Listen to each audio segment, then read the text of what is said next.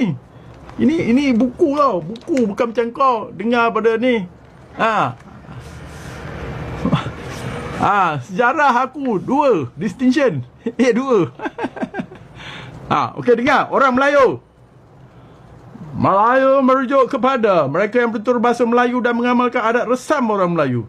Perkataan mungkin berasal dari nama sebuah anak sungai yang bernama Anak Sungai Melayu di Sungai Batanghari, Sumatera. Nampak? Asal Melayu tu apa? Asal Melayu daripada Sungai Batanghari, Sumatera. Nama sungai Melayu. Di mana? Bukan di Kelantan. Bukan di Kedah. Di Sumatera. Okay? Di sana letaknya kerajaan Melayu sekitar 1500. Sebelum atau semasa adanya kerajaan Siwajaya. Kerajaan Siwajaya apa? Kerajaan Siwajaya itu kerajaan Hindu. Baca ni.